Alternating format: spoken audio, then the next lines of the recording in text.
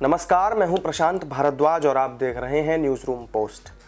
कहते हैं कि भोलेपन और बेवकूफ़ी में बहुत ज़्यादा अंतर नहीं होता। कई बार भलमनसाहत में उठाया गया एक कदम भविष्य में आपके अफसोस की वजह बन सकता है। आप सोच रहे होंगे कि अचानक मैं आपसे इस तरह की बातें क्यों कर रहा हूं। दरअसल मेरी ये बात आप पर तो नहीं, लेकिन हाँ, यूक्रेन पर ज़रूर लागू होती है। यूक्रेन रूस के बीच छिड़ा युद्ध इस वक्त दुनिया में अशांति की सबसे बड़ी वजह बना हुआ है। रूस जैसी महाशक्ति से यूक्रेन टक्कर तो ज़रूर ले रहा है, लेकिन उसके पास वो ताकत और क्षमता नहीं है कि वो रूस को पछाड़ सके। और इस बात से तो आप भी वाकिफ़ ही होंगे। लेकिन क्या आपको ये पता है कि यूक्रेन कभी दुनिया की तीसरी सबसे बड़ी परमाणु शक्ति हुआ करता था। आज भले ही यूक्रेन के पास परमाणु हथियार न हो, लेकिन एक समय वो दुनिया की सबसे बड़ी सैन्य ताकतों में से एक था। गुरुवार को जब यूक्रेन पर रूसी हमले की खबरें आईं, तो यूक्रेन के सांसद एलेक्सी ने इस बात पर खेद भी जताया कि उनके देश ने पश्चिमी देशों से सुरक्षा गारंटी के तहत अपने परमाणु हथियार छोड़ दिए थे। यूक्रेन के पूर्व रक्षा मंत्री ने भी परमाणु निरस्त्रीकरण पर खेद जताते हुए बताया कि हमने बिना कुछ हासिल किए अपनी ताकत को यूं ही जाने दिया। आज यूक्रेन जिस ताकत के खोने पर पछता रहा है, उसके खो जाने की वजह का नाम है बुडापेस्ट मेमोरेंडम। क्या है बुडापेस्ट मेमोरेंडम? क्यों दुनिया में तीसरे सबसे ज्यादा परमाणु हथियारों वाले देश ने यह सब कुछ छोड़ दिया, और रूस और अमेरिका से उसे सुरक्षा की क्या गारंटी मिली? आइए जानते हैं इस वीडियो में। यूक्रेन कभी सोवियत संघ का दूसरा सबसे शक्तिशाली गणराज्य हुआ करता था।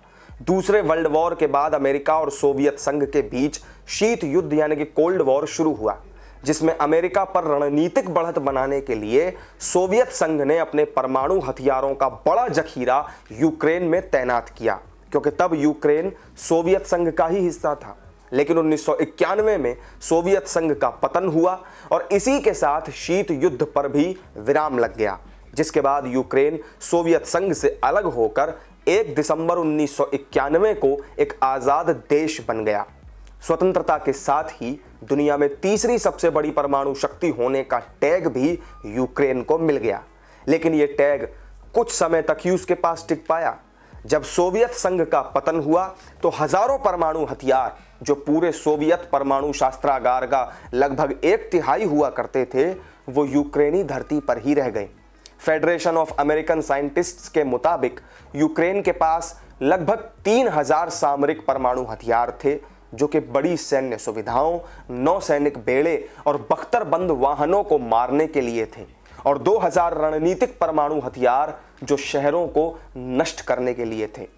दुनिया में तीसरा सबसे बड़ा परमाणु शस्त्रागार होने के बावजूद इन हथियारों के सेंट्रलाइज्ड फायरिंग कंट्रोल का इस्तेमाल करने का अधिकार मॉस्को में ही बना रहा। 5 दिसंबर 1994 को हंगरी की राजधानी बुडापेस्ट में यूक्रेन, बेलारूस, कजाकिस्तान, रूस, ब्रिटेन और अमेरिका के नेताओं ने एक बैठक की थी। यूक्रेन, रूस, ब्रिटेन और अमेरिका के बीच चली वार्ता से बुडापेस्ट मेमोरेंडम नाम का एक समझौता सामने आया। इस समझौते के मुताबिक यूक्रेन अपने परमाणु शस्त्रागार और डिलीवरी सिस्टम जैसे बम वर्षक और मिसाइलों को पश्चिमी देशों की वित्तीय सहायता से नष्ट करने के लिए सहमत हो गया।